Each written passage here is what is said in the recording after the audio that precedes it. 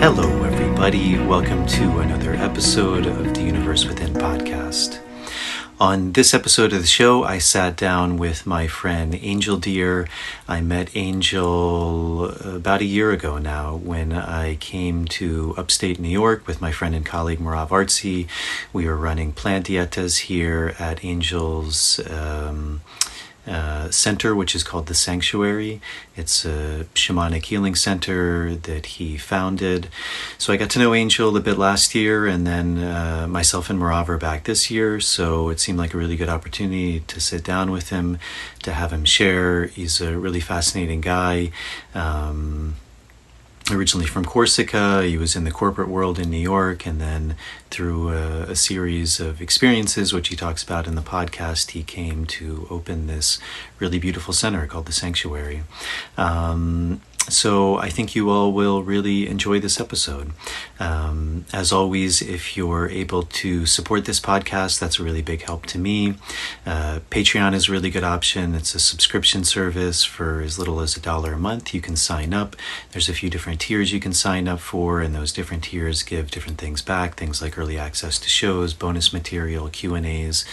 To all of the people who have supported via that platform, to all the patrons, as always, thank you very much for your support. I really appreciate it. And if you're able to do that, that's a really big help to me to continue to make and produce and edit and do all of the things that's required to bring out this podcast. I also really like the idea behind it, which is really based on this idea of reciprocity. So if you feel like you're gaining from this podcast, to be able to give something back. There's also the ability to direct donate via PayPal. I'll put a link to both of those in the show notes. If you're not able to do that, as always, if you're watching on YouTube, hitting the subscribe button, turning on the notification bell, liking the video, leaving any questions or comments in the comments section. That's a really big help with the algorithms to get the show out to a bigger audience. And if you're listening on the audio version, following or subscribing to the show, if you're listening on Apple Podcasts, leaving a starred rating and a short review, that's also a really big help. So I think that's it. And without further ado, here's my conversation with Angel. Running out from the maze, running out from the maze, running out of the maze today. Running out from the maze, running out from the maze, running out from the maze today. I'm running out from the maze. Running out from the maze, run out of the maze today. Well, cool, man. It's nice to finally sit down with you. Yeah, I'm glad we did that. I guess you had worked with Marav a number of years ago, doing a dieta, and then you invited her here, and we ended up coming here and running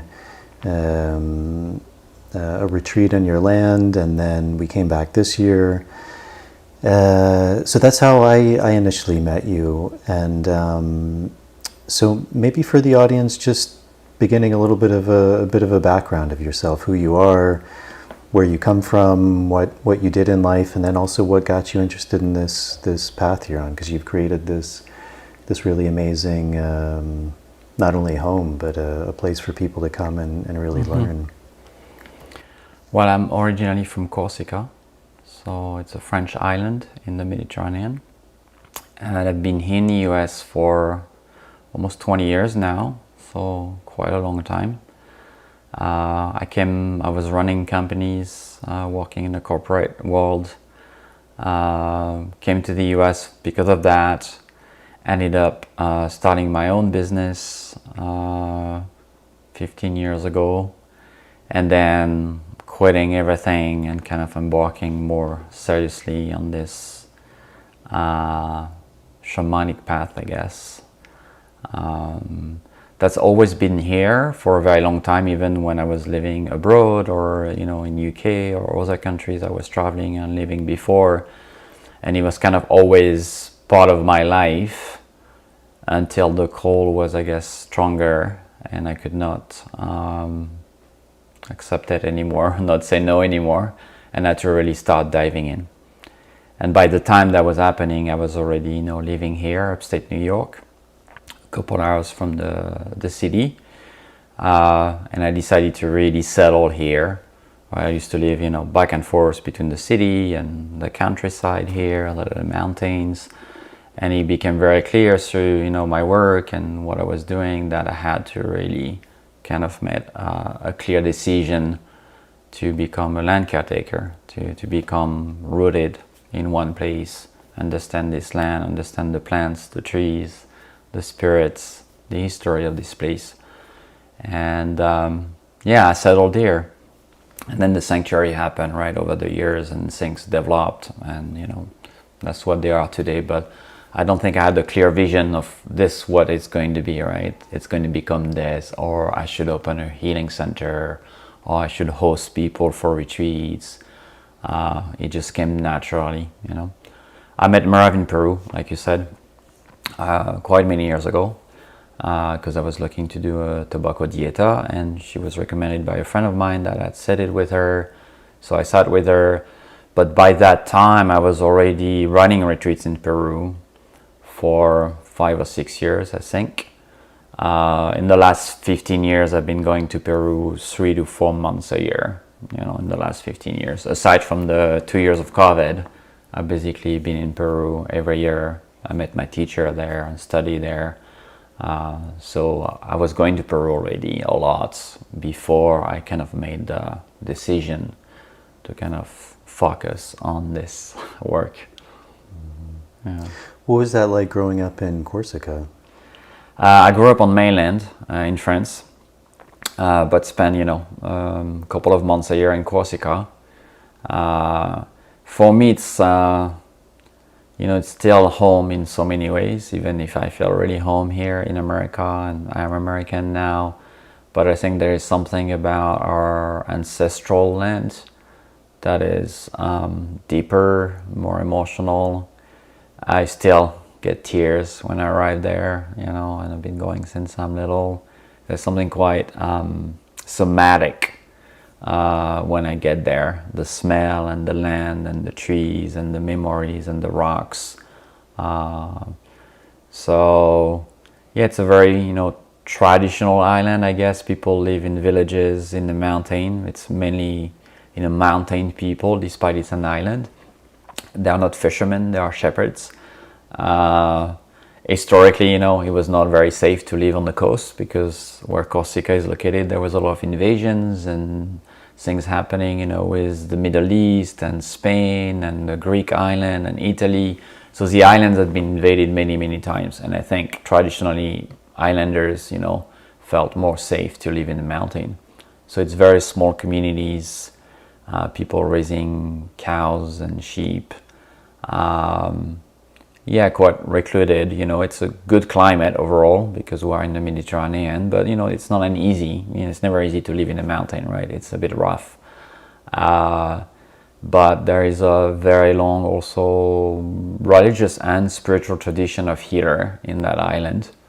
My grandfather was one of them. And so I've kind of been immersed in living kind of close to nature, kind of disconnected from the world a little bit, even if I don't believe that's really our goal, but kind of living, close to a land somewhere, right? Having animals and plants that and rivers and forests, and kind of getting to know your surroundings. And I've tried to escape that for 30 years, I guess. Or I don't know if I was trying to escape it, but I never felt the calling as strong as when I embark on this medicine path. And it's funny because the more I was sitting with plants in the Amazon or in Peru, and the more it was becoming clear that I had to reconnect to my ancestors, to my traditional land. And it's coming strongly to me now, and very clearly it gives me ground, I guess. Meaning, connection, history. It's a growing part in me still. But I can feel it's something that's going to keep growing for many years to come. Mm-hmm. Anne, who we're working with, she's also from Corsica, and yes. She was telling me a story I think I could be getting it wrong, but I think she said Napoleon, when he would always know when he was near Corsica because there was a smell of a certain plant, and he would know that only in Corsica can you find that. Yes, there is what's called the maquis in Corsica, which is basically what you would call the underforest, a lot of like bushes. Basically, they are very dense in Corsica, and the maquis, you can't really enter it, right? You would need something to cut it, a little bit like the jungle in many ways. And in that maquis, there's a few plants that are, very aromatic. I mean, the island smells a lot because there's a lot of aromatic plants. But one of them is called myrte, and they made some kind of alcohol with it. And there's another one called arbouze, and 2 or 3 that are very smelly. And if you come on the island by boat, which you can do from Italy or France, which is what I usually do because I don't like to fly there, I like to come by boat, a good hour before you arrive, so you start just seeing the coast, you start smelling the island, which is kind of, usually when I get my tears, in fact, I'm just sitting on the deck of the boat and starting smelling, and then it just like brings, a lot of emotion, yeah. You mentioned your grandfather was a healer of sorts. So can you speak a little bit about what kind of work he was doing? Yeah, there's an old tradition of what we call guérisseur, so healer, I guess, in English, in Corsica, that you find also in the south of France and in part of France. People that you would go to if you have any kind of ailments, basically, and they would mainly heal by touch. They would just put their hands on you and just heal. And my grandfather always did that, but kind of have a second life, right? Not as his main job. If you met him in his career, he was a philosophy and Greek teacher. He was running schools, high schools. He was principal of schools. So he had this basically main job. But when he was in Corsica, people would know that he had this power or gift and will come. So I remember growing up, people just showing up because they had this cancer or they had this big disease or they had this problem, and him just doing that thing. He will also make those little piece of wood like that, and I have one of them that he made for me that he would embed with prayers and with some signs on it, and that he would give people when they leave after the session and ask them to basically hold it and to pray every day with it or to connect with it until the healing is completed. So he was known for someone making little wood stick, that's how they call him, the guy that makes the little wood stick. And he's made thousands of them, and I've crazy stories of healing that I've witnessed just with that, because sometimes people could not travel, right? So he would just make that, ship it by mail, and people will just have that. And some of the stories were pretty crazy. I mean, and so I've always been fascinated by him when I was little. I always felt somehow that I was going to follow on that kind of path. We have a tradition in the family of men. On that side of the family, every 2 generations there is a healer. So his grandfather was a healer, and the grandfather was a healer. And my grandfather told me the story, I think when I was a young teen. They say, it always jump a generation, and it's always a man somehow. And my grandfather only had daughter anyway, so my mother. And I have a brother, but I kind of knew that if it happened, I mean, not that I was seeking that, but maybe it will be something that one day I would do. Even if I don't do the little piece of wood, I'm, kind of in that lineage. And there is kind of a very old story in the family of where it's coming from, thousands of years ago, an oral story of that healing gift that was gifted to the family a long, long time ago. Do you know how your grandfather learned that? Was it like something he tapped into, or was something that was passed down? He tapped into, yeah, nobody taught him. Yeah, he was quite, he never liked to talk about it much, he never took money for his healing. He didn't want anybody to talk too much about it. He was kind of thing in the family that nobody talks about, which was quite interesting. Like my mother never mentioned it, right? And it was not something I learned from growing up. But yeah, he just learned it. He say it's a gift that just appear to people, and he say if it comes, it will come. That's why he say, I won't really teach you. I tried when he passed away 4 or 5 years ago, and I was trying in the last year, kind of get him to explain me how he does that, and he say, it will come, right? If it's you, it will come. And so I believe that specific things will come. In fact, I had visions already about it. I have not really called it in my prayer or focus on that, but I think there is something that just somehow just show up, I guess. So what was it that first led you away from France? You said you were in the UK first before coming to the US? Yes, it was work. I was working for luxury company, out of all company, for LVMH, for Louis Vuitton. And I was offered to become the CEO of another company, Lalique, a crystal company, for UK, so to run the UK entity. And so I moved to UK. I was like 30 years old, so I was pretty young. And run the corporation there for 2 years. And then after 2 years, they asked me to move to the US to run US and Canada. And so I moved when I was 32 years old, so now I'm 49, to New York to run that company. I mean, it was a really big job. I was really young at the time. It was great, but definitely felt very far from what makes me feel alive. That was my main problem. I never felt really fulfilled by any of that corporate work. And what was it that eventually, like in a way, led you out of that? I guess it was there was a couple of very specific events that I felt very guided, I guess, in some sense. But when I left everything, I was running my own business. So I started a startup company with a friend of mine, Christophe, an online e-commerce company. And we just started together in our apartment in New York. And within 3 years, we had 200 employees. We had raised $50 million. So we were successful, right, in the definition of success in the corporate world. And we were, quite famous, and we were doing interviews on TVs and all that. And so we were kind of the peak of that experience. And in that year, I got nominated with Christophe as the Entrepreneur of the Year in the US, which is like this big deal award. And there was this ceremony in New York, in Times Square, to receive the award for the nomination.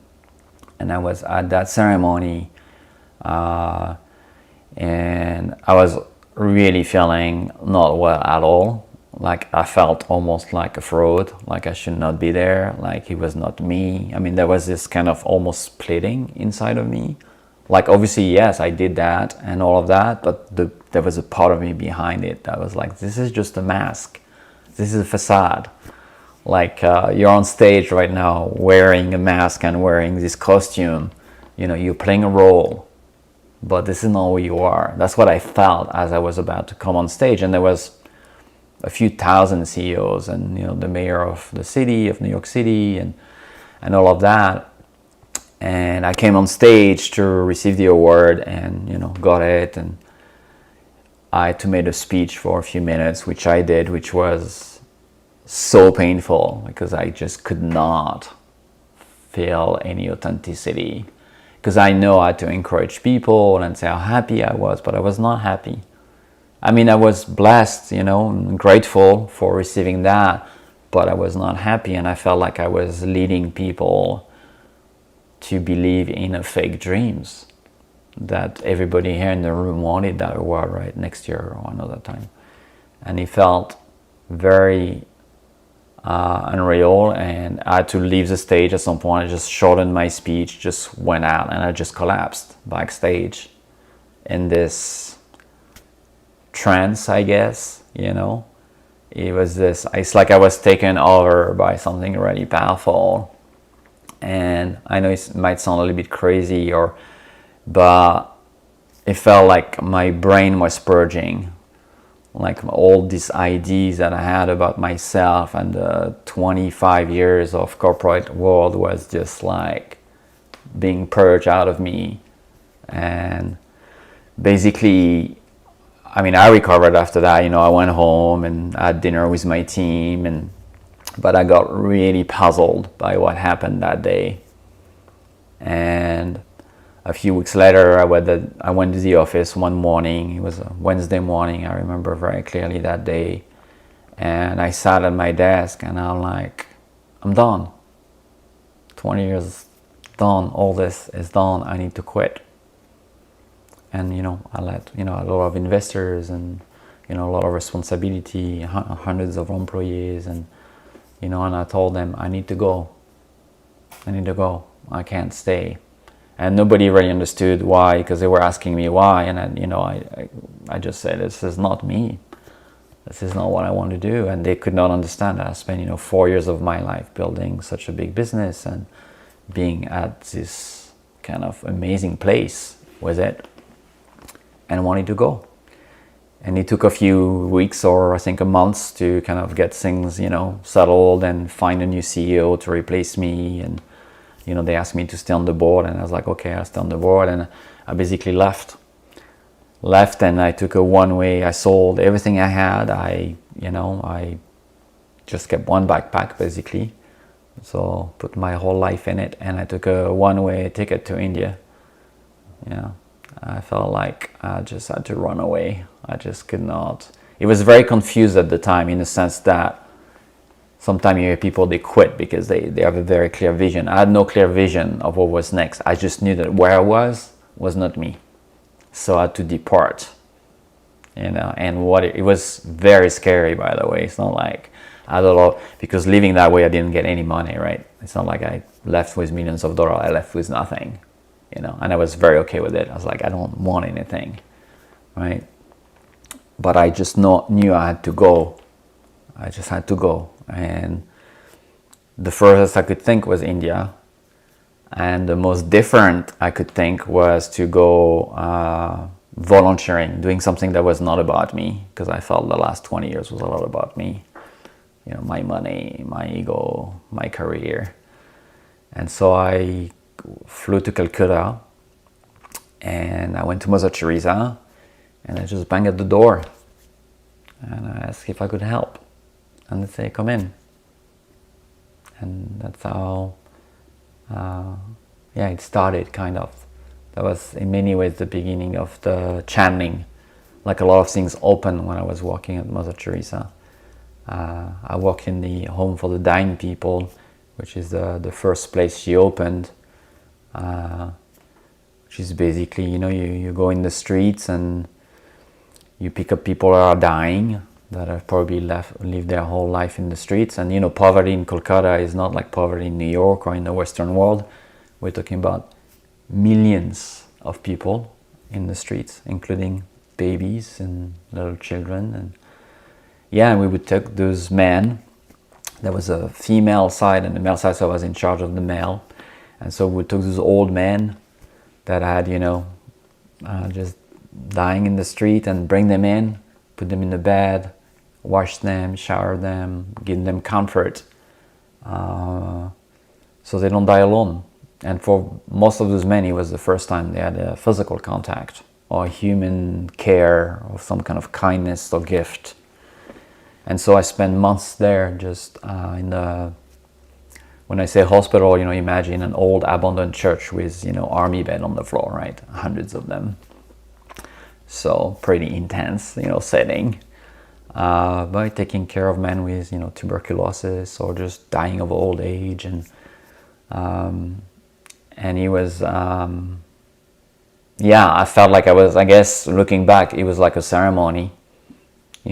If anyone does plant medicine ceremonies, there's this moment where you're just in that space of spirit, of creator, of love, vibration, those moments of just immense clarity where you just arrived. And it felt like that. It was, And I started having a lot of, I felt like I was on psychedelics. I felt like my brain was just so open. I was just hearing, like voice, like when you talk to me right now, like in normal consciousness, I was hearing very clear instructions, about my life and what I had to do to heal, what I had to do to really, it was not just like they're like, you could move on this other planet, you're not going to heal. There's things that you need to move from inside. And so I started to really pay attention to that. And I had a very, I guess, probably the most mystical experience of my life was there when I was there one day. Yeah, even more profound than any ceremony I've ever done, And without anything, right? Just being present.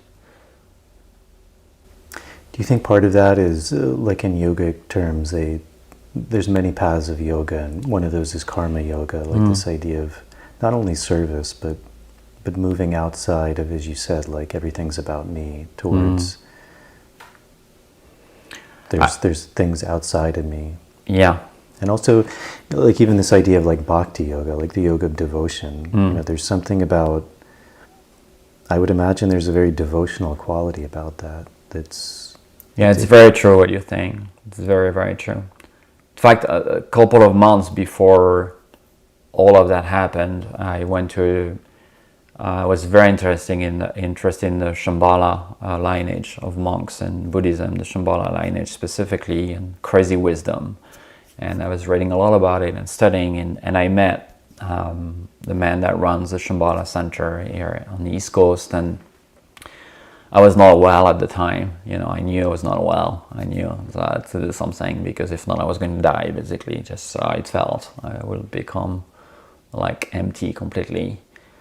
And he told me, I was asking him about ashram in India and place I could go to find myself, and he's the one who told me, say, to heal yourself, you need to do something that's not about you. He said, if not, you're going to just spin with your problems in your head in an ashram, right? In a retreat, just going to think of it. He said, go do something that has nothing to do with you. Go serve. And he said, you can go anywhere for that. And he said, once something shifts, once something happens, then call me and I'll tell you which ashram to go. And that was, it was one of the key, sometimes you have a key little message like that are really key on your path. And I felt it was like the best advice I ever received. Because I think if I went to India to just travel or, just do a yoga retreat or meditation, I don't think for me it would have worked. I think there was so much mind and he told me, you have too much mind, you need to crack your heart open. You can't do anything with your mind anymore, it's just too much. Don't put more teachings in it, don't try to understand more. We need to crack your heart. And they say, if you serve, and then when I thought of it, I was like, well, what can I serve in a way that's going to be really like full on, right? And I was like, oh, Mother Teresa, right? And I heard the story of Mother Teresa and the Home for the Dying a year before, and I was like, this is where I want to go. I want to hold people's hands when they're dying. I want to give them touch when they never had touch, kind of brush their hair, and you wipe their ass, you give them baths, right? There's no glory in it. It's not about you at all. And at the same time, I don't know, the intensity of the connection with those men. I still remember them. 10, 15 years later. Do you think that's something that's been a bit lost in maybe this more modern spiritual resurgence? Because it often is, as you put it, it's very much about me, like my enlightenment, my journey, my truth, Yeah. And even in the what we would consider like the major Western religions, Christianity, Judaism, Islam, that act of service is a fundamental part of those religions, and it seems like it's something that's been very much forgotten. That act of penance, of service, of even giving, not only financially, but I mean, you see that in all those religions, but an act of service, of coming together and working for something that's not of the self. Yeah, I mean, obviously our society is very self-centric, right, and egocentric, but even more than just ego, just self-centered. But in a way that is not in service most of the time of the collective. And we have forgotten that we are in relations. Like here it's not just me that you're talking to my parents, my grandparents, my friends, all my relations are in my voice, and either you influence me, either what I receive, that's going to reverberate, right, in a whole web of connection. Last night I was listening to an elder from Hawaii, and she's a woman, an elder, and she was saying that there is no self-care if there is no community care. They say we're very self-centered and we focus a lot on our healing, but it's not our healing, it's a healing of our community. We need to think of it that way. And if we just self-center it, we are not going to heal, because we can't heal outside of the system, because we are in the system. Either we like it or not, either we agree with the system or we are in it, right? So it's a very Western colonial kind of way to see that, I can't do all what I want, right? I have this freedom, but you say, yeah, but your freedom comes with responsibilities. That's how Native people see it, right? I just don't do things in my community, in my tribe, if it's going to hurt anyone, right? It's not just me. I'm responsible for the group.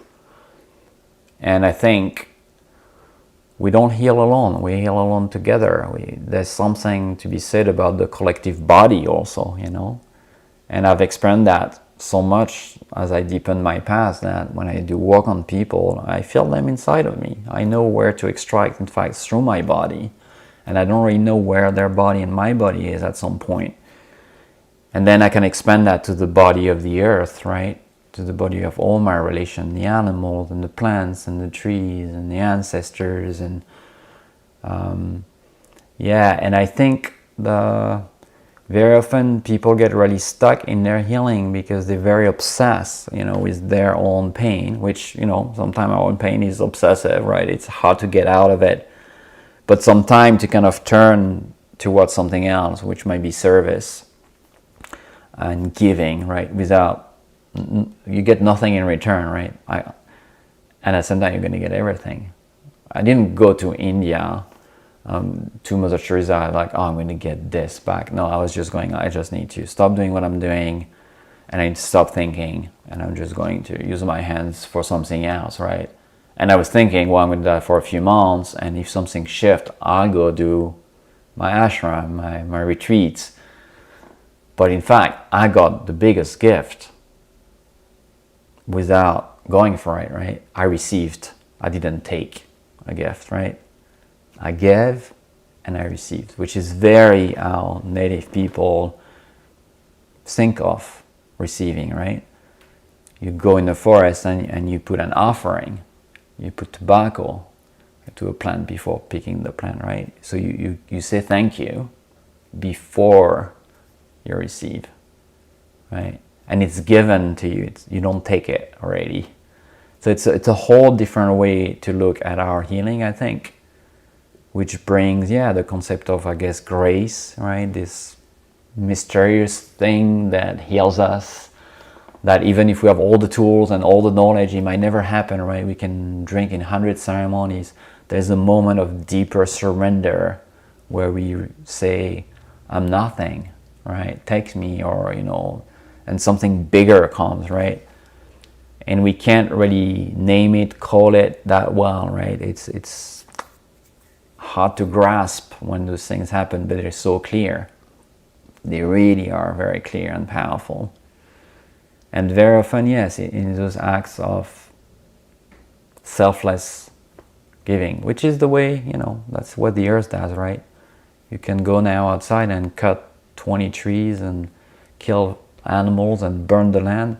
She's still going to give you food, water, beauty with the sunrise. So she's still going to be this amazing mother or grandmother, like, with just love you unconditionally, even if you are broken, even if you lost your prayer, right? She doesn't care. She's going to feed you like the other kids that pray every day. you know. And I think that's, if we think we are part of this body, then the return to our, you know, health, to our balance, is to try to become that, to remember that, because that's what we are. So just to let it, you know, pierce through us. And that's very difficult, I think, in the Western world. And very often I think it's missing a lot in the spiritual community or movement, whatever that means, you know. Do you think there's something also about, you mentioned, like you were in such a dark place that you knew you needed to shift something quite dramatically. And, you know, you said something very interesting is, I went to Kolkata, which is poverty. You know, there's poverty there. And it's a different poverty than you were used to. And something about that perspective can also, maybe in a way, shake us out of something, because we realize, you know, or working with all of these sick people, we realize, like, I'm sick, but there's also another type of sickness. There's I don't have any money, but there's a poverty that's much different than that as well. Which also seems to cultivate this idea of gratitude in a way. Even when we're in a really dark place, it's like, wow, like there's people worse off than me.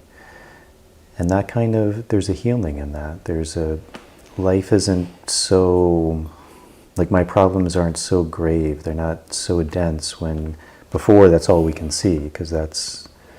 Yeah, it's such a good point and a tricky point at the same time, I always feel, because we can't really say that to someone that is in suffering, right? Look at the world and you still have a body and you still have a roof and food and you're okay, right? Because it's not compassionate, and, you know, we don't experience the pain as someone else, you know, everybody experiences their own pain. But I think when it's self-revealed, when we can reconnect to that and have an experience of it, then we can remember that prayer of gratitude, right? Just the thank you prayer. In the Indian cosmology, what I've been studying for 15 years, you know, the first prayer is thank you. And they say there's only one prayer. In fact, that's this one. Nothing else matters. And it's a prayer you make when you open your eyes in the morning, because you're alive, because you've been given one more day. And believe it or not, it's a gift. You don't know if you're going to open them tomorrow, right? We don't know. Well, we think we do, but we don't really. And so this return to that first prayer, yeah. But I don't know if by just praying I'm going to get it, right? But by, yeah, just sometime an experience outside of you is going to reflect that.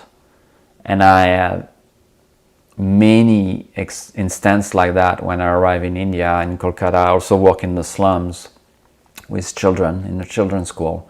And the slums of Kolkata, I think, is one of the largest in the world, right? It's, well, imagine just a garbage, basically, hill, huge. And I think there's, you know, over 10 million people living there, you know, twice the population of New York City, just in the slum part. But when I was there, what surprised me the most was the joy of the children. You had children that were, you know, living, it's very dark there, there's a lot of garbage and, you know, it's smelly, and there's nothing that we're talking about poverty to a scale that is, you know, really people, the quest of the day is to find food, right? For just for the day, right? That's all we do, but still you see smiles and light in eyes and kids playing and laughing, and at the school, I mean, those kids were like the most happy kids I've ever seen. And you could say, well, they don't know, right? They don't know what they could get, or they don't know that they are poor, probably. Maybe some of them. And it's not like, you know, I say, well, we should live that way and it's good for them to be that way. But I think very often and I experienced that in Nepal too. When I was in Nepal in the mountain, I lived there for a while in small villages where people don't have much, right? They have a couple of chickens, maybe one cow if there are farmers, you know, and they have very, very little. But there is this depth of gratitude that's just shining through them. And that reflects back at me, right? I was like, oh, I'm coming to New York and I'm unhappy. I was like, so it kind of shuffles all your priority, right? Your to-do list, what you look at, what's your problem, what you have, what you don't have. You kind of shuffled it completely. one day I was, I think it was just arrived, it was like 4 or 5 days, and I had a day off from helping at Mother Teresa, and I was just sitting in the street, on the side of the street, just with my camera, just looking, and at the animals and just taking photos, and there was this man that was sitting next to me who was a beggar. He had this little short, it was during the monsoon season, it was very hot, I think it was in July, and he had this shirt with a few holes in it, and then he had 2 wood sticks, I remember, and a kind of a little tarp above his head to protect him from the sun. And he was just looking, and he had this big smile with almost no teeth left, just like he had this, like he was like a little Buddha, just like such a powerful presence. And I just looked at him, and I got really, I don't know, I got mesmerized by it. And he looked at me, and he spoke to me in English. Usually old people speak English in India. And he said, "Why you're not happy?" He told that to me. And I got, it's like an arrow was like literally through into my heart. And I was like, and I had my camera, like I was well dressed, so I was like, that's what he sees, right? That's what he tells me. And I was like, no, I'm happy. And he's like, no, you're not smiling. I'm smiling. And so I kind of paused at that moment, and I knew he was right. There was no, he saw that I was not happy, despite I was smiling, right? And I told him, I said, why are you happy? And he looked at me and he opened his eyes. He said, sun in the sky, food in my belly, clothes, happy. This man that had nothing. Like, I don't even know if he was eating every day but he was. That's the trick. He was not playing a game with me. He was not pretending anything. He was so direct.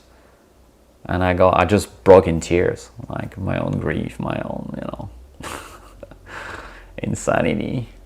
He was seeing things more clearly than I did, right? That was such a big lesson. It was this moment of like, and it shuffled me a lot, because then I was like, but what am I looking for? Then what do I need? Because I got even more lost. I have all of this, but I don't feel like him. I have more, right? But I don't feel like that. And how do I find this? How do I really experience it like he is, like not playing a game, right? I'm happy, I'm good. Like every cell of his body. And I guess that's the quest, right? How do we really experience it to that depth? There's an interesting, I think he was a medical doctor. His name is Larry Dosey, and he did a lot of research on prayer, which was quite interesting, because he kind of thought it was nonsensical. There obviously can't be any truth to that. But somehow he started studying it. I don't know if he was working with people on their deathbed and he maybe saw there was some benefit of people who were praying, but he started doing some research, and it was a long time ago. He wrote a book about it, and I forget the exact details, but essentially he came to the conclusion that prayer worked, but that the prayer that worked was just as you said, it was the prayer of gratitude. That this prayer, through his scientific analysis, actually had an effect. And it's, as you said, it's something you find in cultures all over the world, is this idea of gratitude. Like waking up in the morning. I mentioned this a few times in my podcast, but my grandmother, who's 95 now, one day she was talking to me, and my grandfather, her husband, had died recently, and she was saying when she wakes up in the morning, the way she stays happy and positive is like she's opening her eyes and she looks around the room, and she said, you just need to find one thing that you're grateful for and focus on that. I was like, wow. Yeah, the elders, they know, right? I'm in this Andean cosmology prayer, and you open ceremony with that thank you to the east, to the fire, right? The sunrise, the first light in the morning. It's really, the prayer is beautiful and longer than just thank you, but really in its essence, it's gratitude. It's just a thank you prayer. And sometimes I often feel like, okay, I can do that, right? It's very much in the head, right? How do I really feel it? And I feel, if they've been doing that, that prayer is probably 10,000 years old, we don't know, maybe older. It's the finest technology, right? It's been evolving, and they kept that prayer that way, and somehow they say that's the technology to be happy, right? That's medicine to be happy. It looks too simple to be that complex, and yes, I think that's what it is. Sometimes, those mystic religions like the Sufis or others, it looks like, it's very simple. It's about love, it's about a relationship with God, or it's about gratitude. But I think sometimes we don't see how much power there is, and very often I think it's hidden in those prayers. It's made simple, so we might overlook it. We don't understand how much power, because it was made very complex, and symbols and words, and there must be something there. But I think there's such a profound teaching that God or the Creator or those elders or those traditions are showing us, right? It's quite simple. And if you return to that simplicity, with a lot of humility and a lot of attention, a lot of presence, you can find that thing you're looking for, that transformation.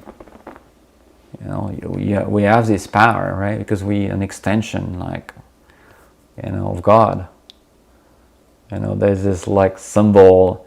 I can't remember which civilization in Peru it's coming from, but it's a little hand in clay. It's literally just the wrist and the hand. And that symbol represents that you can sit in the hand of God, right? You need to learn to really sit in it. So it's this, I guess it's faith, right? It's surrender. It's really finding a set, really not fighting, and just really softening, right? You don't have to do it yourself. You can soften in the hand of God. And they say that the symbol is also that you become the hand of God if you do that. That it's a double hand. It's your hand and it's the hand of God. But first, you need to kind of surrender, right? Because if not, it's power, right? It's ego. It's I know, you don't know, I have access to it, No, it's like letting that surrendering happen. I love that little symbol. To me, it's always a good remembering of how do I do that, right? How do I really sit? How do I soften? How do I trust, right?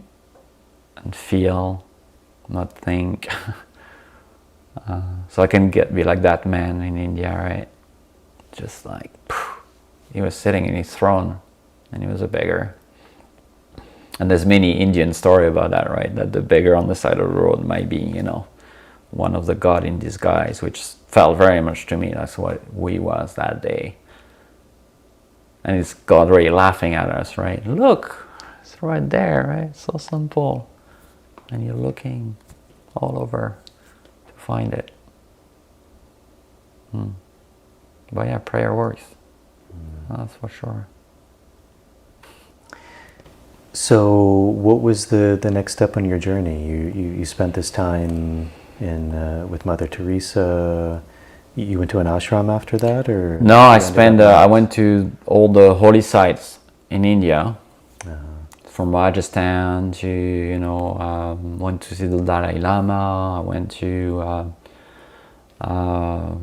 different place where the Buddha was enlightened. So I was doing basically a couple of weeks of travel and sitting or staying at sacred sites, and then 2-3 weeks of volunteering again in different, not just Mother Teresa, other place. And I did that in India, and then Sri Lanka, and then Nepal, and then the Philippines. So I spent a year basically just doing that until I found, okay, either you go home or you don't, but at some point, it was time to come back to America. Still had no idea what I was going to do, but I was happy. it was like I knew there was something else, but I knew I didn't have to search for it. I just had to show up for myself, to keep doing my healing work, to keep, going to Peru and study with the people I study with, and really, I think there was a clear moment where I just released expectation on myself, on what my past should look like, where it should go, how should I make money, like all the fears of what might happen. And and it was like a year abroad, so it was starting to feel like, okay, I need to make some money at some point if I want to live in America. But I guess there was just trust. It felt very much to me like I always believe in some kind of creation God, or like a power that way, like something that's infused in everything.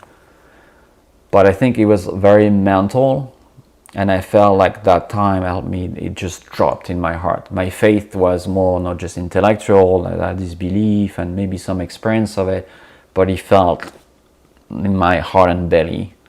It felt like I could, it was there, right? It was knowing, and I didn't need proof anymore. I didn't really need to search anymore, because it didn't really matter somehow, It felt very freeing in many ways.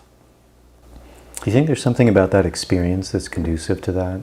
Because I also traveled for 2 years, and I never expected it to be 2 years. I thought it would be a month, maybe 5 weeks, I don't know, until the money ran out, because I left with very little. But it turned into 2 years. And I think a big part of that is what you said. There's something that begins to happen experientially when you learn to trust. Mm. Like, this was before Airbnb or maps on your phone. How old are you? And it's just showing up somewhere, taking the local bus. Yeah. Is there somewhere to stay? I hope so. I'll ask around. Yeah. Is there food? And maybe there's not. Maybe that means sleeping on the street. Maybe that means wandering into the forest and putting out a sleeping bag. But somehow I found, after a while, there was never a problem. It was just I deeply felt I'm always going to be okay. I think in many ways I often feel like safety and comfort is the death of evolution. Like, if you see how nature evolves, it's because there is pressure, right? Pressure from, I don't know, beetle wants to eat that plant, or the weather, the winds are getting stronger, or it's getting drier.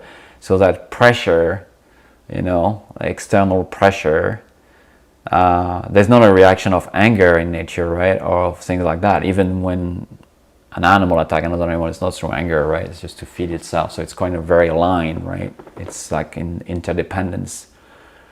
Those genes, right, get activated, right? Our epigenetics get activated, and we access things that in comfort we don't have to access, right? I don't have to listen to the voice of the forest to find my food. I don't have to really pay attention to the weather if I have a roof.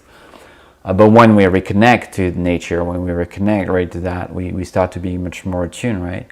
And I think we have immense resources inside of us that just awaken. And one of them is the one you mentioned, that we know that resilience, because we have traveled the world. In our ancestors, we have people that have migrated. We have people that, so we know that we have capacity to do that, but we are afraid we don't, because we've never experienced it. It's like I say, oh, you can play the violin. Here's a violin. You'll be like, I've never played it, right? It might be difficult. But for what relates to life, being happy, and all of that, it's embedded, right? It's in the encoding of it. This harmonious balance we see in the forest around us, it's embedded in us too. But somehow, we're afraid it's not there, right? That we have to somehow find it somewhere else, like that it's going to be, and sometimes it's very difficult to access. That's true. But I feel, it gets revealed to us.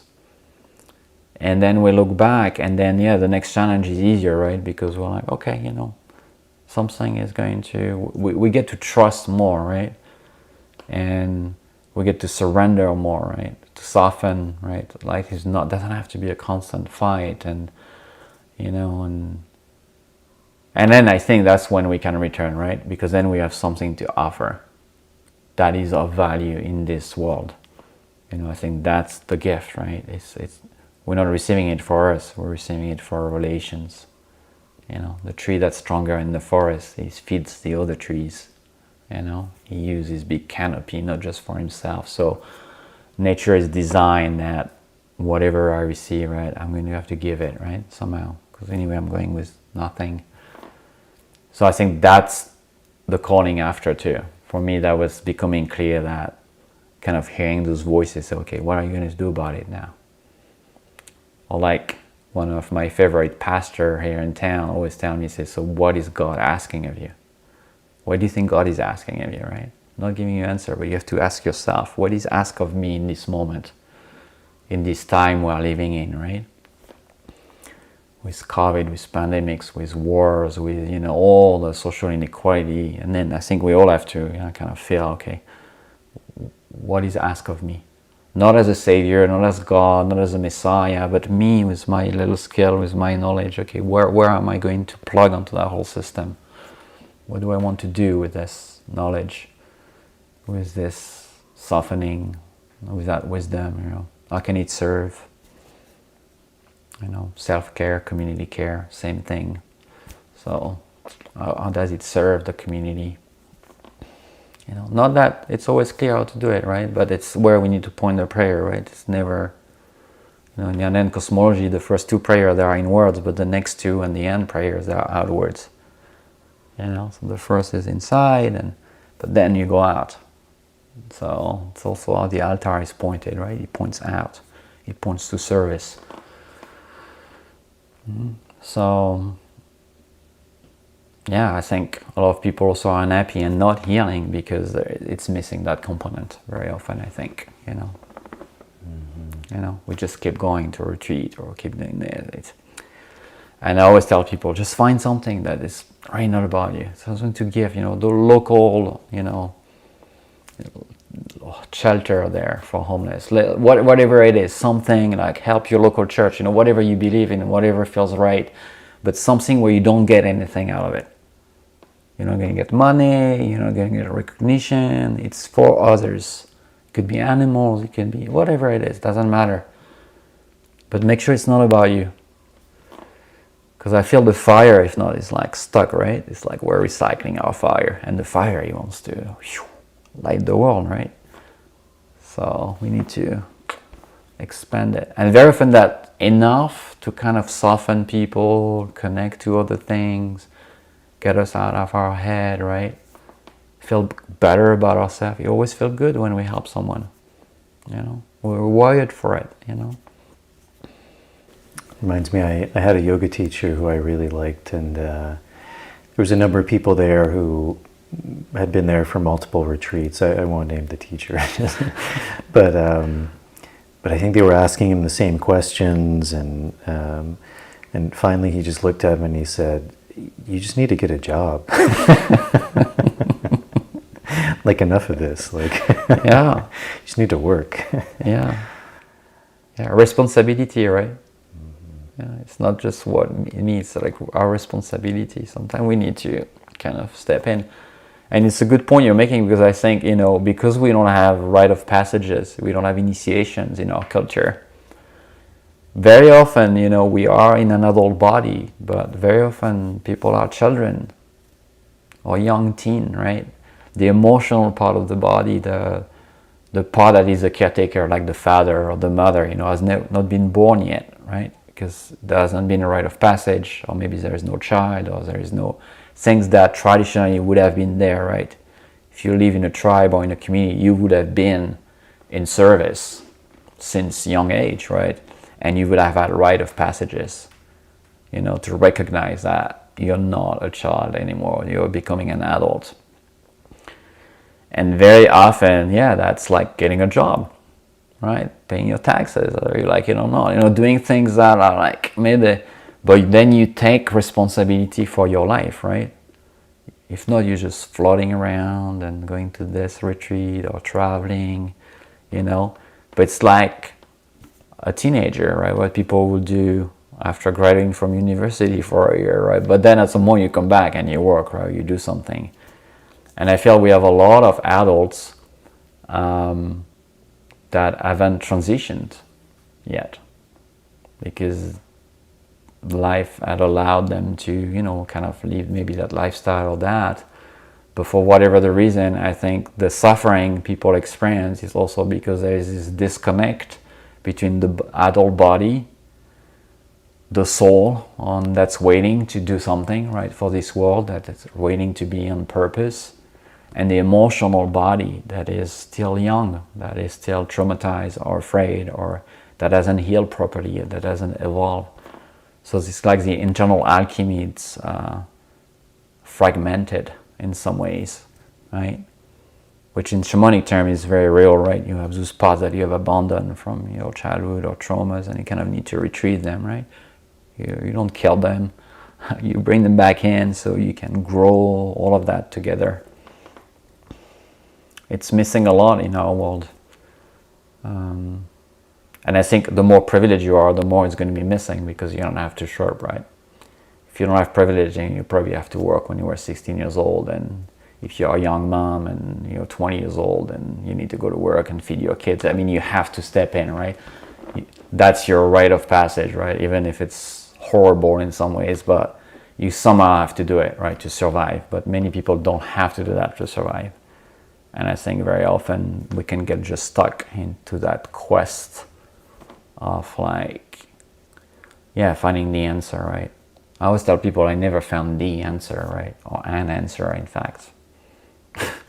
It's still a quest, right? It's more a state, it's more a feeling, but it's not a word. Right? It's like, I want to feel like that man, right? Whatever I'm doing, you know, even when I find my text, can I just experience that? Can I just feel, okay, you know, this is where I am in this world. This is what I'm part of, and you know, and still pointing my prayer where I want to go, right? But I think it's difficult in today's world because, you know, we don't have elders and we don't have the structure culturally to foster, to grow adults. So it's kind of normal that we feel lost. Now we consume so much antidepressants and alcohol, and that there is so much addictions and depression. I mean, it's not surprising, right? Because we're not designed to live that way. I don't believe we are. Have you ever thought about why these initiation rites began to be lost? I mean, I even remember when I was younger, I was a Boy Scout, and I got my Eagle Scout, which is kind of the highest rank. I got it relatively young. I was 16. And then I did this thing called the Order of Light. And I was thinking about it the other day, and it seems like a long time ago. So also I question, like, do I even remember it correctly? But I remember it very clearly, where I was just dropped off in the middle of the woods with a knife. And either I had to go somewhere and meet after 3 days, like find my way through the woods, find shelter, find food, water, or they picked me up at a certain point. I can't remember, but I remember at that time it was just very normal, because also in a way I'd been building to that. Like through the Scouts, I was camping every weekend. I knew how to start fire. I knew how to shoot a bow and arrow. I knew how to shoot a gun. I knew how to kill an animal. I knew how to fix things. I think part of that was also my family. My grandfather kind of came from that generation of you just fix everything. So I grew up, if something was broken, you fixed it. You didn't throw away anything. But I was just talking about that to someone the other day, and she was joking, but it's probably true that would be considered child abuse these days, to drop someone off at 16 yes. in the middle of the woods with a knife and just leave them. Yes. Yeah, I think we're overprotecting, children today in many ways. And because we think we're fragile, right? The system is designed. I really believe that the corporate system in general, the systemic ways our countries are built, is very much about separating us from each other.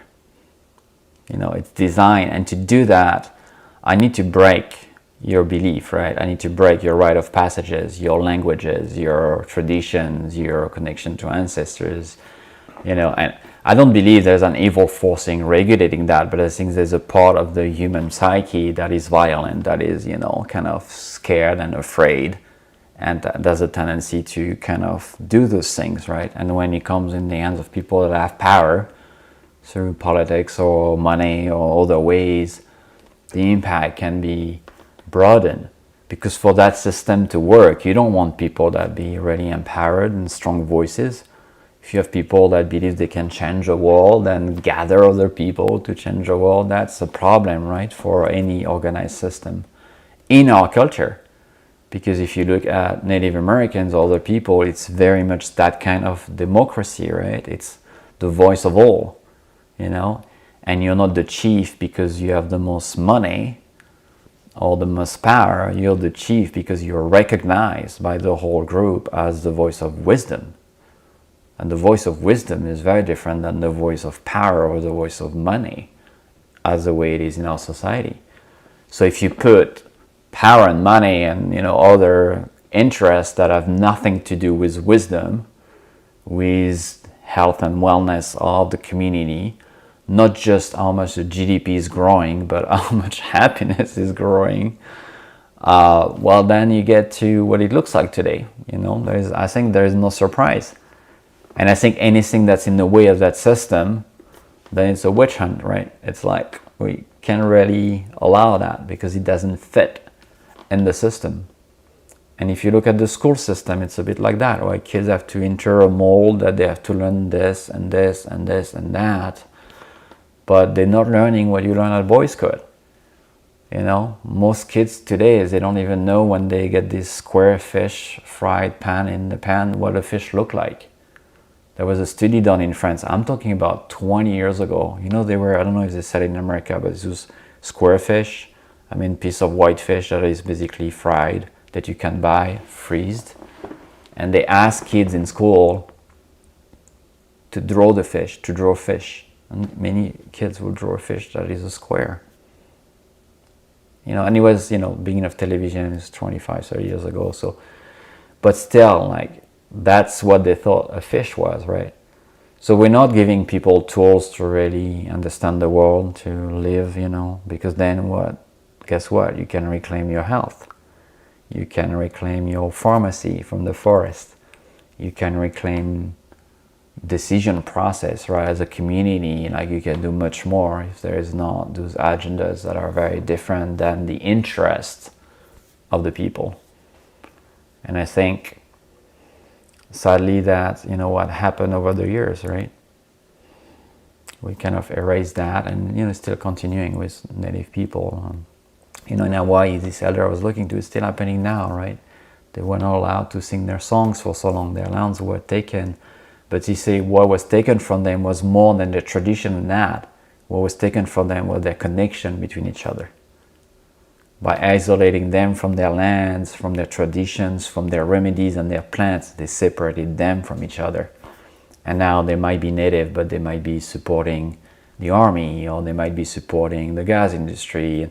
They might be having jobs in these things. So now they are, colonized, and they have to remember who they are and come back together. And that's a difficult process when people have such different point of view, she was saying, right? How do I come back with my brother that is supporting the army when the army for us has been the oppressive power on our island and destroyed us, killed 90% of our people, but I still need to reconnect with my brother, right? That's my goal, we're one. So how do I do that? So we need to remember those rites of passage. We need to bring them back, right? We need to help people to find their inner power, recover that inner power, that clarity of mind, make sense of the world so people don't fall off, into crazy ideas and then get so obsessive and even more fearful. There's a lot of that today. People are so afraid that the world is just very dark, right? And yeah, if you look someplace, it is dark, but there's also beauty, right? And there's people that believe in that. There's people that cultivate that. So it's not all doom and gloom. But many people, I think, have lost hope. I mean, that's why people take drugs, right? And so much addiction and depression and suicide, and it's because people don't feel hope and there is no connection anymore, right? There's nobody can help. I'm alone, right? I'm really alone in this. That's the worst disease of this culture, and to have isolated us from each other. At the end of the day, I think that's the more scary than any war that's been run in the world today. It's this constant war between each other. Yeah. You seem to be, I mean, speaking about connection and initiation, one of the interesting things you seem to be doing is like working with children, bringing them to the land. I think you call it like the forest school, and teaching them about nature, which, much like as you said, with the fish, I remember reading a similar thing. I mean, who knows what's true and what's not, but they asked American children, where does an apple grow from? And the answer was a tree, the supermarket, or I don't know, something else. And the most commonly picked answer was not a tree, because they'd never seen one. Right? Yeah, they had never seen it. And you know, I mean, even the work that we're doing a lot of work with tobacco, and I would say the vast majority of people don't realize that tobacco is a plant, that it's a green plant that has flowers. Most people, that's kind of a shock when they hear it. They understand it once they hear it, but they wouldn't answer that. Yeah. Or in the same way, like how many times I've heard, like even medical people, doctors, use the words interchangeably, cigarette and tobacco, as if they're the same thing. Yeah. And even them, like very educated people who work in the medical field, there's a disconnect. They don't realize that's two different things. But that seems to be, you know, that idea of connection to nature, that idea of where does fish come from? Where does an apple come from? Also this idea of like initiation, beginning to put kids back in touch with the land. Is that something you saw that was in a way an answer to some of these things that you're speaking about? Well, I think it's coming a lot from, we're not going to protect or wants to protect or act to protect something if we don't have a relationship with it. And I'm not talking a one-way relationship. I know a lot of people that work in industry that are, you know, very damaging to nature, but they still go on holidays, you know, on a beautiful beach and things like that. But they go for their enjoyment, right? They go to take something because they want to relax, they want to distress. So not that kind of relationship with nature, a two-way relationship. I think once you learn that something is alive and you have an experience of it and you see it growing and you take care of it every day, you're going to want to protect it. You're going to care for it, right? It's like the Little Prince story, right? He cared for his rose, and so now they are bonded together because one gave something to the other and helped each other, and at some point they just bonded. And whatever happened, the fate of one is going to influence the fate of the other. So I feel what's missing a lot, and I guess even as a spiritual practice in many ways, it's that experience of relationship with lands.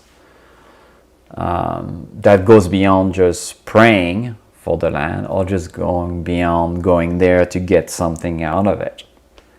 Like really trying to understand what is this relationship, right? How do we get into deep intimacy? And deep intimacy with a person or an animal or a land comes with a lot of attention, a lot of observation, you know, like okay, where does this come from? How does it grow? What happened?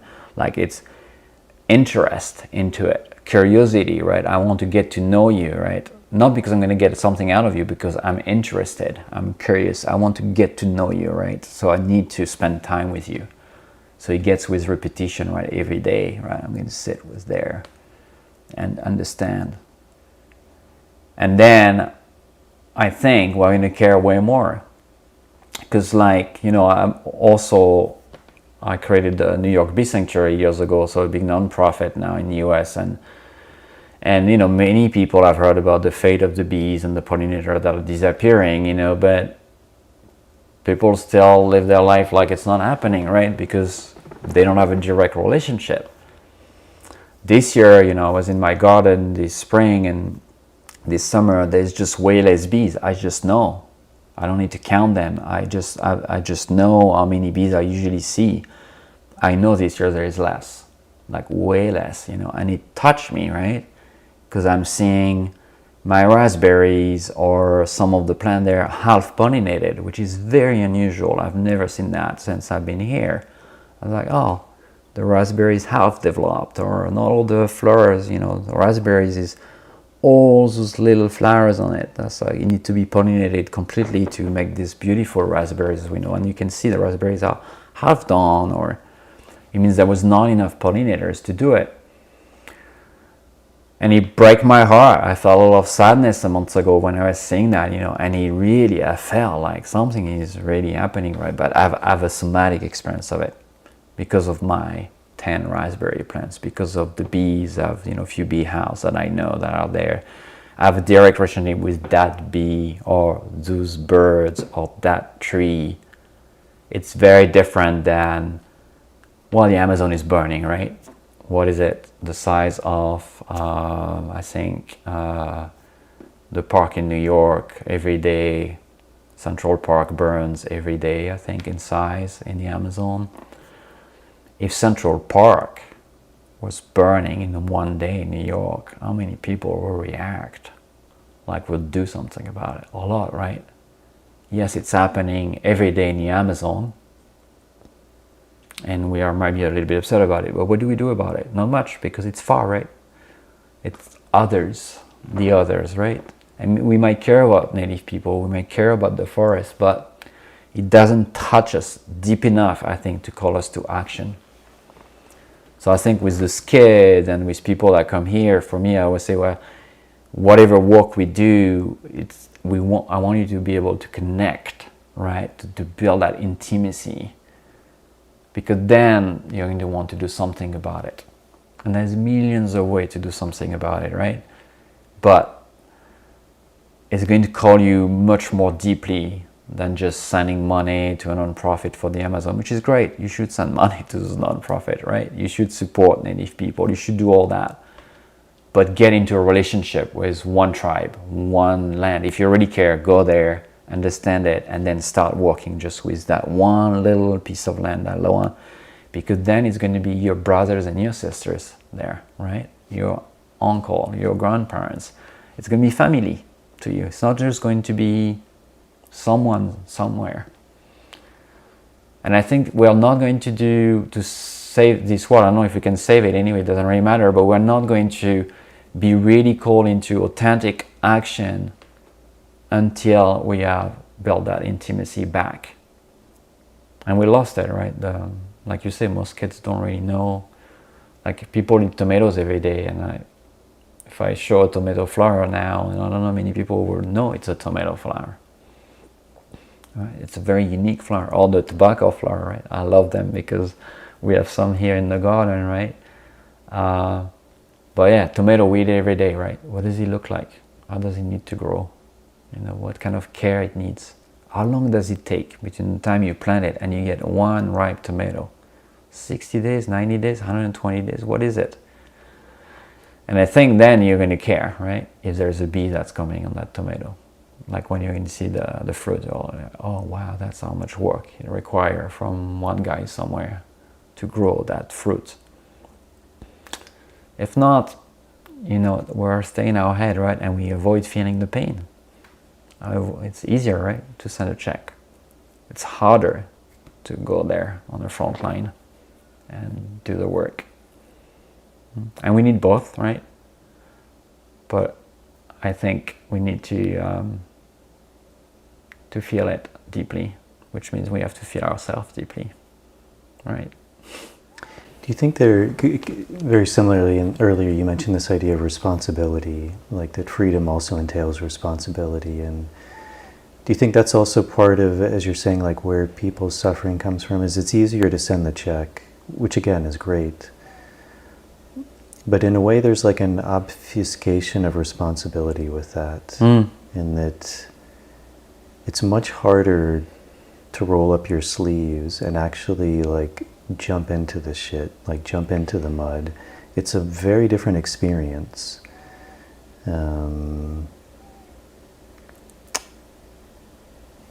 It's also very easy to say someone should do something about it.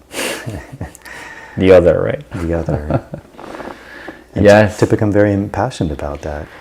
Yeah, and I think, also we're stealing ourselves from feeling, which is horrible. It might be harder to feel, but at least we're feeling, right? Joanna Macy, when she talks about active hopes, and she talks a lot about that, they say if you're feeling despair for the earth, it's great, because at least you're feeling, right?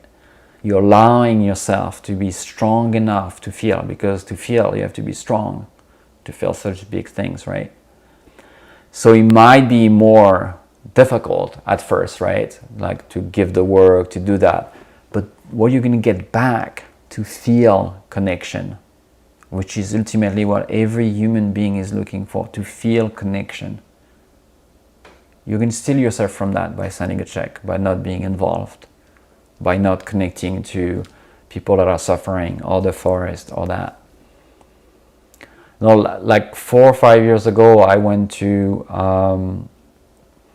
Australia, and I went to the Tarkine forest, in Tasmania. And the Tarkine is one of the last temperate rainforest in the world that has been preserved, and it's a magnificent forest. And there is a massive problem because the government is very corrupt in Australia, and they're selling the rights to this forest to Chinese company to basically extract the wood, which is being made into a pulp, basically directly on site. You have those massive trees, they just made a pulp with it to make toilet paper. So you have those old growth forests being destroyed there. And you have an organization that is fighting to protect this forest and that. And I heard about all that, right? Before going, I read about the Tarkine and what was happening there. But I went with someone that is involved in the blockades there. And we asked him and said, I want to go see a clear-cut site. I want to see people doing that. I want to see what it looks like. It was much easier to stay in the nice part of the forest where the tourist goes, that is very well preserved, and to camps and to take beautiful photos. And I would probably have a good, experience. But going to the clear-cut area, which we did one day there, and seeing with my own eyes and feeling and sitting there and crying and singing and praying, connected me to that forest like nothing else. I'll never forget that experience. And it pushed me to, in that case, give money because it's very far away. But if I was living there, I would go on the blockades, right? We did movie projection onto our community to raise funds for that organization, right? And we do regular communication on that issue, right? Because now I feel connected to that forest, because I've been there, I've experienced something that breaks my heart and that is still happening. And we need to do something about it.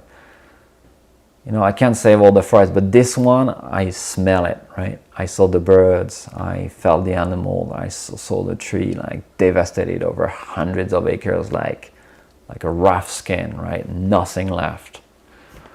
And yeah, then I want to do something about it, because I feel it. Do you think that's part of that kind of overwhelm when people feel that despair? Is we have access to so much information, whereas in the past we didn't necessarily. And so if there was a problem, then most people, they had to roll up their sleeves and do something about it. And it was like that everywhere. But when we see all of the world's problems, it does become kind of despairing. It's like, well, what do I do about all of this? Yeah, you're right. You're right. I think the bodies are very overwhelmed today, and the pandemic and the lockdowns and all of that added to the, pressures on the bodies, right? To be even more disconnected, right? To be alone. to be able to see our loved ones. And I couldn't see my parents in France for like almost 2 years, could not even travel there.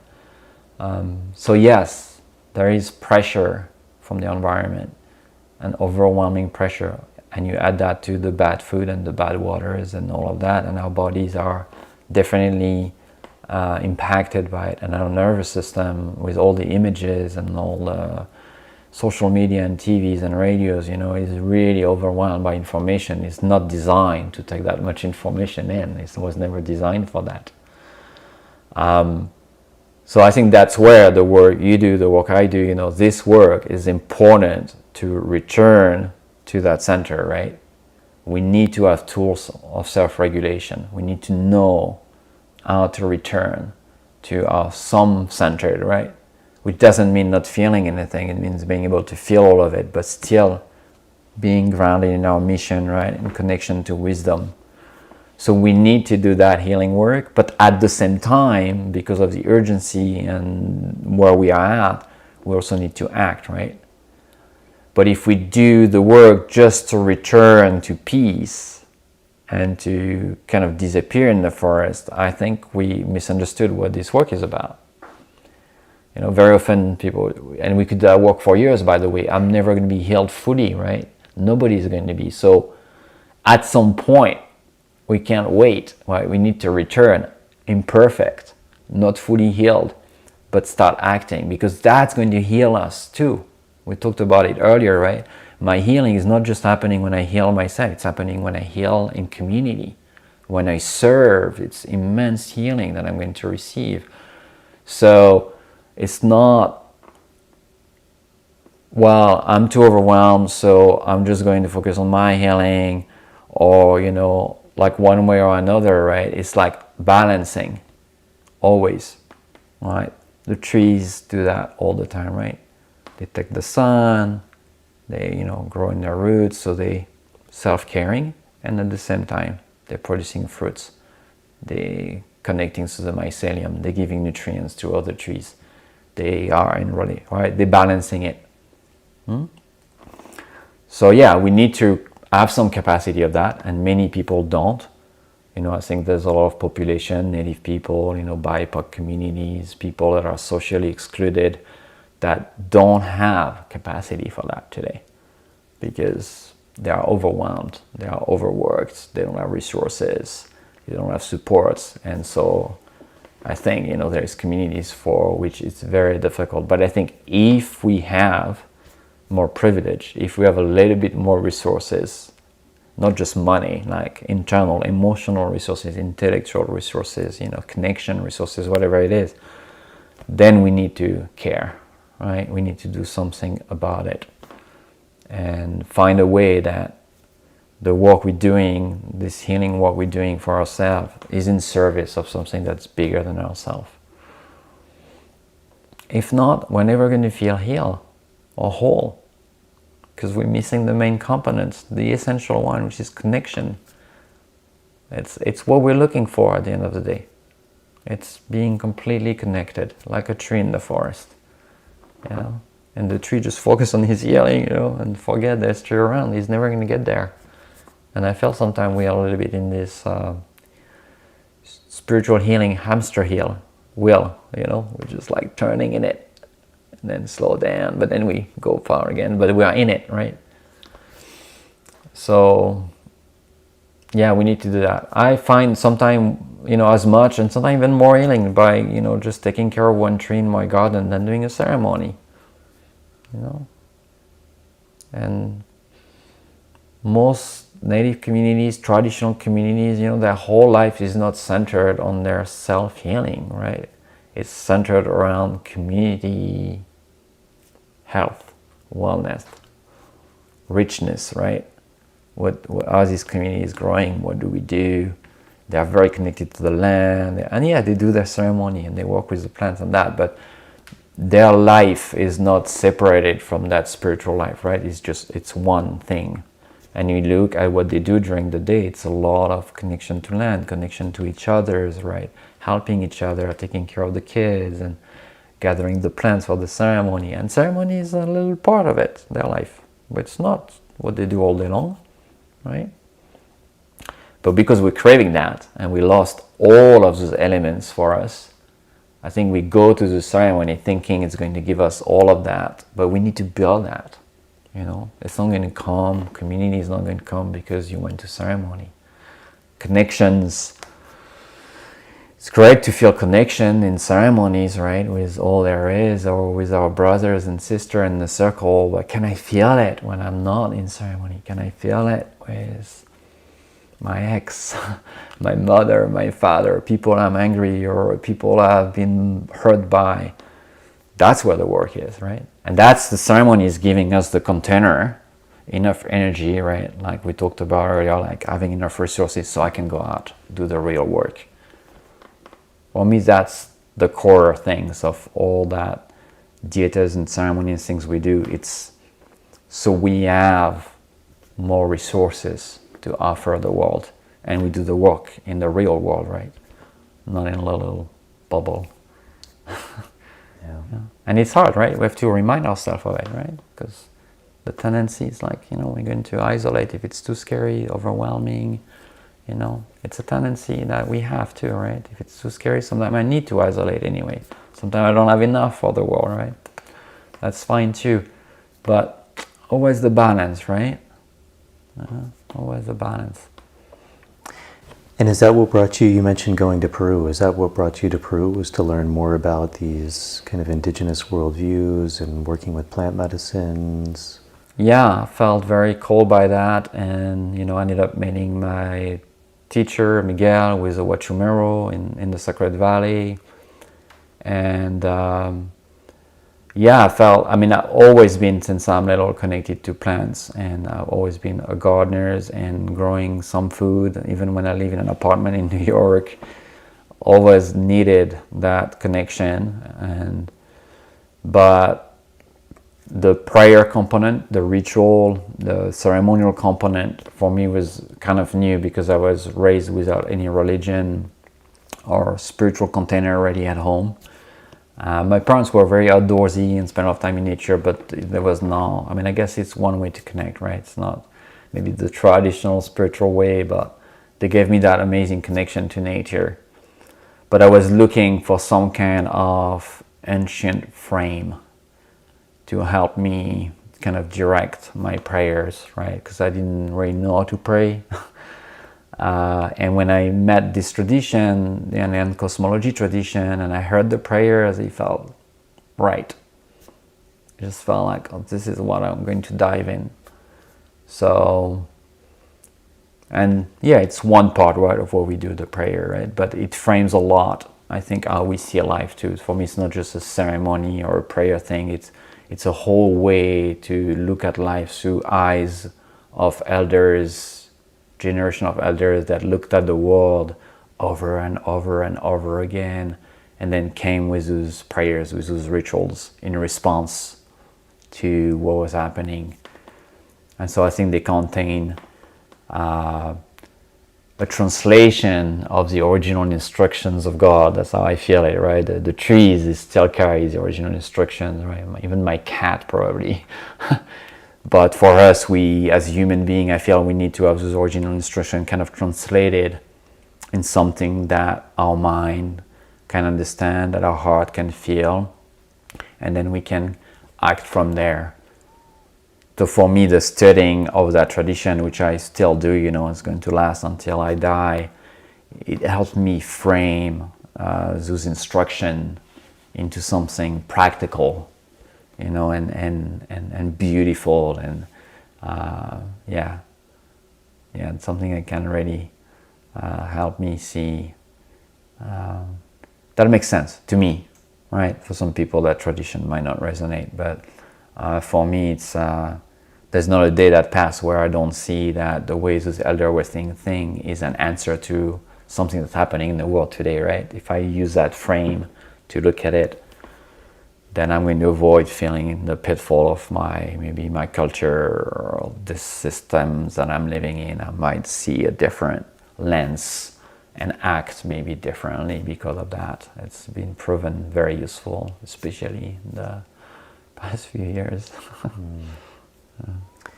Can you talk a bit about the sanctuary, the center you created, and the work that's done here, the work you do, and yeah, just anything, the idea behind that, and, Sure. and what's happening here? Yeah. Well, the name really, I want to talk about the name. The idea is that sometimes we need the sanctuary inside of us when the world is too much, like we were talking about earlier. Or we need a place where we can go and we can recharge, remember, restore. And so that was the name of sanctuary. Is the idea in the vibration of the word. I believe in the vibration of words is that we create an umbrella, kind of a container where people in need of healing can find a place that gives them that. And for me, that works a lot through the land caretaking that we do every day. Like we rebuilt an edible forest and we planted over, I think, 600 or 700 plants or trees now that are native.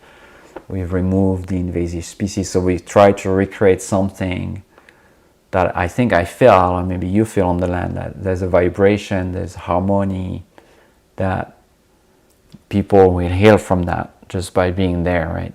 Doesn't need me, really. So that was kind of the idea, to create a place that feels very much like that when we enter it. And then to bring, ceremony, rituals, gatherings, teachings, elders, teachers like you guys, bringing people that can nurture that prayer, how we're looking at it. So we do, things from permaculture and land cultivation and all the way to, working with older traditions and prayers and ceremonies and honoring this world, honoring the fire, honoring the waters, honoring the moon. And we have a women's garden. We have a lot of things that have been built over the years in response to what we heard from that prayer. That say, hey, we should maybe build that. So I didn't have a clear idea when I kind of built it, opened it. I still don't, by the way. It's always, for me, it's like a river. It's an evolving prayer, so I try not to constrain it and just feel into where it's going, and to spend a lot of time deep listening to the land. Nothing that happened here happened without the land asking me for it. I try to get out of the way because I have a lot of ideas, but I don't know if it's what the land wants or what the spirits that live on this land want. So I set a good year with each new idea and write about it and pray and really feel until it's very clear that it's really what should be happening, right? We want to walk in relationship. We're teaching that, so we need to walk that talk. So for me, the land here, we're a guest on it, right? So I need to listen to what she wants, how she wants it. And sometimes she feels like a very jealous wife and very like, no, this is like that, this is like this.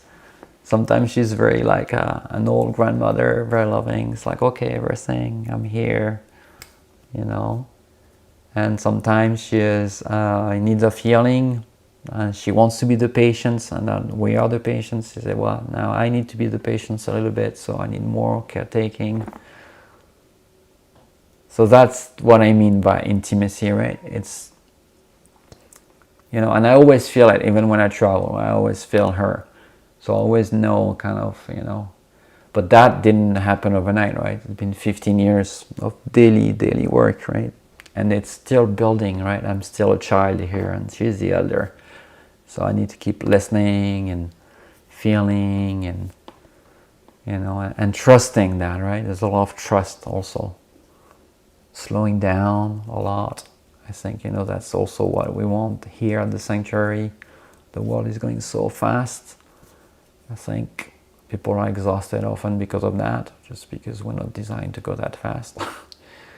And so slowing down, and I think once you slow down and sit on the land, things get taken care of by the land. That's what I believe, right? You start feeling your grief, your rage, your confusion, your pain. And I don't believe there's much more to do than just feeling it very often, right? And praying and humbling ourselves and trusting. People usually say, oh, I feel much better now that I cried, right? Or that I slept over here for a few nights. You know?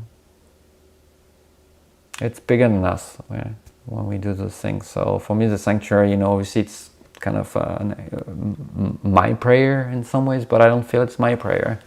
I feel it's a prayer that came from the land, and it was named differently, by the way, and the deers came to me in a ceremony and asked me to change the name. So the name came also from the animals. It was not my name.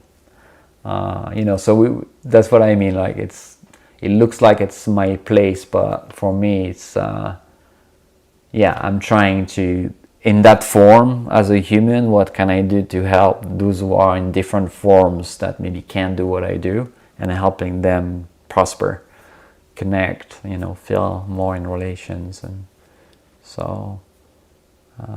It's beautiful. I mean, if you ask me, I don't think there's anything more beautiful than what I'm doing. But And is there any personal work or any regular things here that you'd like to talk about, like events that people can come if they want to participate in? Yeah. I mean, we do breathwork, working with the breath, shamanic breathwork, which is very powerful. We do that once a week online. We have a shamanic school where we teach breathwork also for people to become practitioners of breathwork. So we, run the school. We have a new cycle starting in September. We teach shamanic Reiki, and also we have a shamanic school in terms of learning a little bit those ways, right? It's always tricky because you can't teach anyone any of that. Really, it's self-revealed, but it's kind of bringing tools. So you can have your own practice, reconnect to your ancestors, reconnect, to your own medicine, and then from there, see if this is your calling, right? See how much of that is going to unfold in your life. So we have a lot of programs like that. Sometimes we have elders that comes to speak. We have an elder coming next week, Sweat Lodge and Vision Quest. Anything that basically align with that prayer, right? Bringing yogas, bringing tree dietas, and tobacco dieta here, which I think is something that was, I think we talked about it last year, right? My prayer for a long time to start dieting local trees, like the oak trees and the maple trees and the tulip poplar trees. So I felt those have been lost there for I don't know how long, right? But people used to do it. I mean, it's completely disappeared from continental northern US pretty much, aside from maybe some reservation a little bit. But I feel it's, one way to build that intimacy, right? So bringing that kind of teachings and ceremonies for me is really important. So we keep building that, right? We keep inviting people into reconnecting. Yeah, and then we do a lot of one-on-one work, people that comes for specific elements. I work mainly with trauma. That's pretty much all my clients. People come with physical abuse or emotional trauma or some kind of other type of trauma, but that's the core of my work, to work with people which have some level of trauma. Great, Angel. And if people want to reach out to you or the sanctuary, the website is the best way? Yeah, the best way is to go on the website, thesanctuaryheal.com. I mean, I guess you'll mention it, but thesanctuaryheal.com. They can also search me on Instagram and find me there. Yeah. Well, great, Angel. Thank you for your time. And, thank you so much, brother. As I already mentioned to you, it was, coming to this land was very revelational for me as well, because I was also wondering where my work was moving towards. I spent a long time working in an ayahuasca center and facilitating that, and then beginning to do this work with tobacco and tree dietas. And I was always very hesitant to leave the jungle because it was a technology that I'd learned there, and all the trees I worked with were from there. And so for various reasons, I was hesitant to bring it outside of that area. But then coming here, much like you said, just looking around at all of these trees, which in a way, I don't want to say are my trees, but they're the trees I grew up with. They're the trees that I'm familiar with. As you said, like in Corsica, like I know the smells. I've seen them grow. I know their woods. I know the medicine of many of them. And I remember sitting here and one night and just seeing all of these trees. I probably smoked quite a bit. But just feeling all of this light that was being unused. It was like they were just sitting there waiting to be used to share their medicine. And I think it's something that sometimes I think we forget is all of this medicine, if it's not being used, then it's not fulfilling its purpose. There's a reason these trees have medicine and they want to share. Yeah. And there's this whole ecosystem, all of these trees, all these medicines just waiting to share their light. And as you said, people have forgotten to use them. And so it was very much really made me rediscover, and what I think feels much more in alignment now is actually bringing this technology from the jungle, this process, this teaching, this cosmovision, but beginning to work with more North American plants, European plants, really in this role of like bridging these traditions. And I think that's a role a lot of us are, I think, finding ourselves stepping into, is this role of like bridge keeping, like taking all of this knowledge and creating a new earth, which is a very ancient legend that has been passed down, but we've forgotten it, that we're in the time of bridging all of these medicines to create a new world, the world that I think we're all looking for. So just to thank you also for bringing us here, because that's really been a huge gift now, and I think that's the direction probably and potentially Marav and I will head in, is really beginning to work with more of these trees through this technology, through this process of dieting, but working with, as you said, oaks and poplar and sassafras and birch and yew and hawthorn and elder, and there's so many amazing ones, right? Yeah. And they have so much knowledge. And recently we began working a lot with oak, and in Israel we were working with olive, and I have some hawthorn bark that I got in Ireland, which is a very special tree for me. So when I go back to Peru, that's a tree I want to powerful. Yeah. And really slowly just beginning to work with these medicines and begin to learn from them, so that we can also begin to give. And because also, as you were saying, that there's these Amazonian trees are amazing. They're amazing, and I think it's important to always share them in a way, so that also, as you said, there is that connection to the roots, to the lineage, to that forest. And also it's a much different connection when you have a tree that you can go to every day and give a prayer to, touch it, see it, smell it, use its medicine, because you have a connection with it now, not only for yourself, but begin to share that. And as you said, really begin to appreciate that tree, to really care for it, to propagate it, to grow it yourself, to care for the land, because you have a deep connection with that tree. It's part of you now. It's a much different resonance, and I think that's a big part of how we begin to heal the world in a way, beginning by healing ourselves. I mean, there are multi-dimensional beings like we are, those trees. I think in the Amazon that has not been forgotten.